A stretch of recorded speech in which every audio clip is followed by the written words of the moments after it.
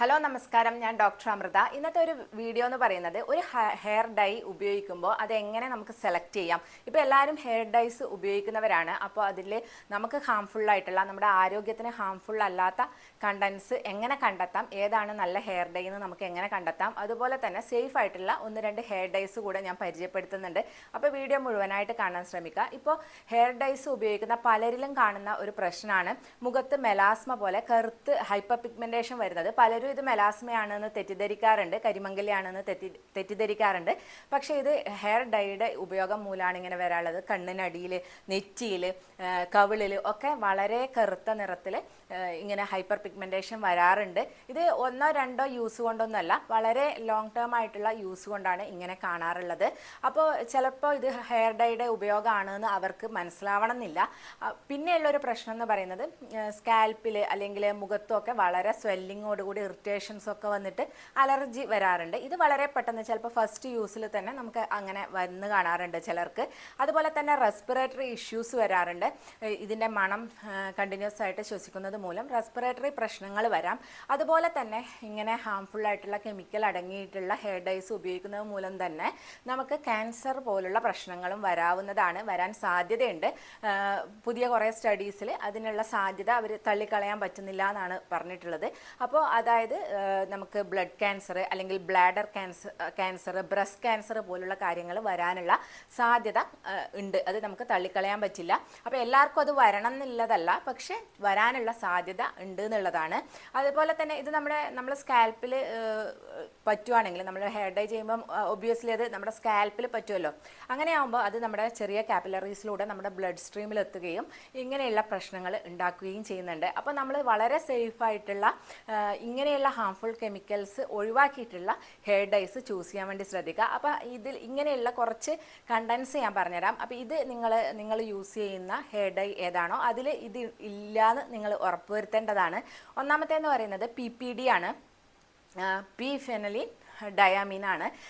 ഇതിൻ്റെ ഒരു നല്ലൊരു ബ്ലാക്ക് കളർ കിട്ടാൻ വേണ്ടിയിട്ടാണ് ഇത് ഉപയോഗിക്കുന്നത്. ഞാൻ നേരത്തെ പറഞ്ഞിട്ടുള്ള പ്രശ്നങ്ങളൊക്കെ ഉണ്ട്. ഇത് നമുക്ക് നമ്മുടെ ആരോഗ്യത്തിന് ഹാംഫുള്ളായിട്ടുള്ള പല പ്രശ്നങ്ങളും ഉണ്ടാക്കാവുന്നതാണ്.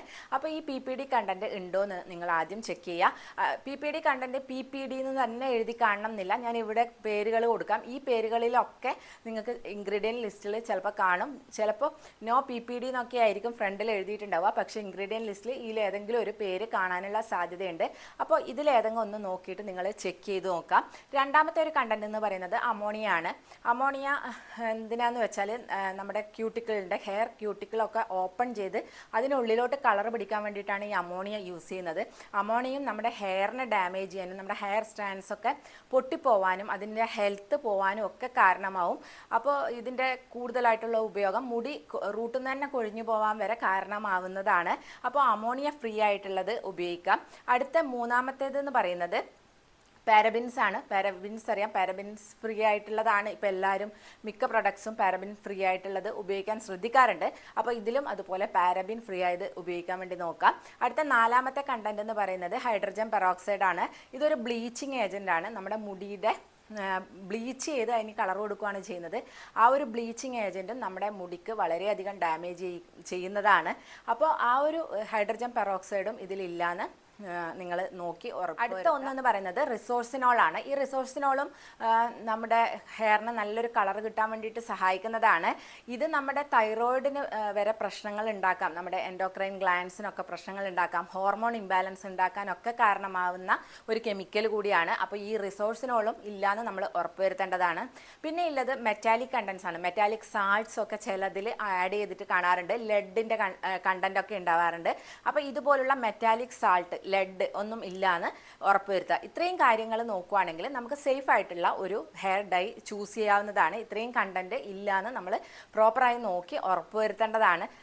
ഞാനിപ്പോൾ ബ്രാൻഡൊന്നും പറയുന്നില്ല, നമുക്ക് മെയിനായിട്ട് കാണുന്ന പരസ്യങ്ങളിലൊക്കെ കാണുന്ന മിക്ക ബ്രാൻഡ്സിലും പുറമെ നോ അമോണിയ, നോ PPD എന്നൊക്കെ എഴുതിയിട്ടുണ്ടെങ്കിലും ഇതുപോലുള്ള റിസോഴ്സിനോൾ പോലുള്ള കണ്ടന്റ് ഒക്കെ അതിൽ അടങ്ങിയിട്ടുണ്ട്. നിങ്ങൾക്ക് അതിൻ്റെ പിറകുവശത്ത് ഇൻഗ്രീഡിയൻറ്റ് ലിസ്റ്റ് ചെക്ക് ചെയ്താൽ മനസ്സിലാവുന്നതാണ്.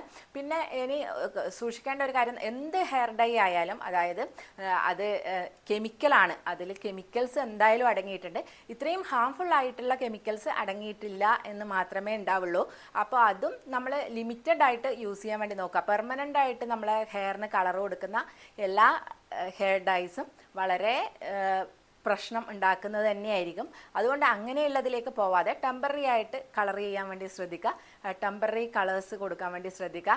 അതുപോലെ തന്നെ ഇതിലും നമ്മൾ യൂസ് ചെയ്യുന്നതിൽ നമുക്ക് ബെറ്റർ ഓപ്ഷൻ, എൻ്റെ പേഴ്സണൽ ഒപ്പീനിയനിൽ ഏറ്റവും ബെറ്റർ നമ്മൾ ഹെന്ന പോലുള്ള കാര്യങ്ങൾ ചെയ്യുന്നതായിരിക്കും.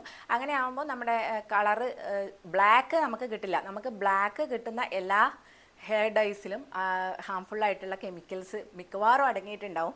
അപ്പോൾ അത് നമ്മൾ ശ്രദ്ധിക്കേണ്ടതാണ്. അപ്പോൾ ഹെന്നയൊക്കെ ആണെങ്കിൽ നമുക്കൊരു ബ്രൗൺ കളറാണല്ലോ കിട്ടുക. അപ്പോൾ അതിൽ നീലാമരി കൂടെ ചേർത്തിട്ട്, നീലാമരിയും ചിലർക്ക് അലർജി കണ്ടുവരാറുണ്ട്.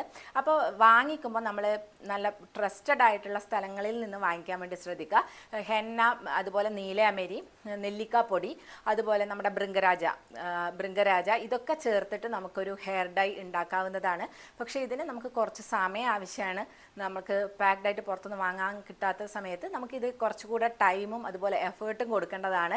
പക്ഷേ ഇടയ്ക്കിടയ്ക്ക് നമ്മൾ മാറ്റി ഇതുപോലുള്ള കാര്യങ്ങൾ കൂടെ ചെയ്ത് ഈ ഞാൻ പറഞ്ഞിട്ടുള്ള കെമിക്കൽ ഇൻഗ്രീഡിയൻറ്റ്, ഇത്രയും ഹാംഫുൾ ആയിട്ടുള്ള കെമിക്കൽസ് ഇല്ലാത്ത ഡൈസ് കൂടെ നോക്കി ഉപയോഗിക്കുകയാണെങ്കിൽ നമുക്ക് വളരെ സേഫായിട്ട് പോകാൻ പറ്റുന്നതാണ്.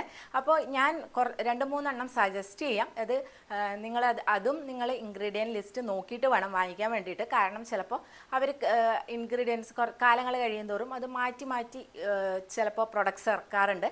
അപ്പോൾ അതുകൊണ്ട് തന്നെ ഇപ്പം ഞാൻ നോക്കിയതിൽ വെച്ചിട്ട് കുറച്ച് നല്ലത് ഖാദിയുടെ നാച്ചുറൽ ഹെയർ ഡൈ നല്ലതാണ്. പിന്നെ ബയോട്ടിക്കിൻ്റെതുണ്ട്, ബയോട്ടിക്കിൻ്റെതും ഓക്കെയാണ്, അത്യാവശ്യം സേഫാണ്, ഹാംഫുൾ ആയിട്ടുള്ള കെമിക്കൽസ് ഒന്നും തന്നെ അടങ്ങിയിട്ടില്ല. അതുപോലെ ഉള്ളത് വെജിറ്റലിൻ്റെ സേഫ് ഹെയർ കളറ്. ഇത് കുറേ ടൈപ്പിൽ അവർ ഇറക്കുന്നുണ്ട്. അതിൽ സേഫ് ഹെയർ കളർ എന്നുള്ള പേരിൽ വെജിറ്റലിൻ്റെ ഉള്ളത് വളരെ സേഫായിട്ടുള്ള ഇൻഗ്രീഡിയൻസ് ഉള്ളതാണ്.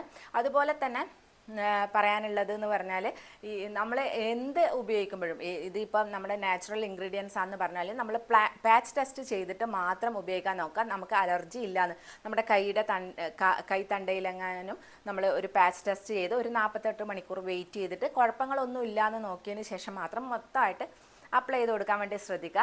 അപ്പോൾ ഈ കാര്യങ്ങൾ ശ്രദ്ധിക്കുകയാണെങ്കിൽ വളരെ സേഫായിട്ട് നമുക്ക് ഹെയർ ഡൈസ് യൂസ് ചെയ്യാൻ പറ്റുന്നതാണ്. അപ്പോൾ ഈ ഒരു വീഡിയോ നിങ്ങൾക്ക് എല്ലാവർക്കും യൂസ്ഫുൾ ആയി എന്ന് വിശ്വസിക്കുന്നു. അപ്പോൾ നമുക്ക് നെക്സ്റ്റ് ഒരു വീഡിയോയിൽ കാണാം. താങ്ക്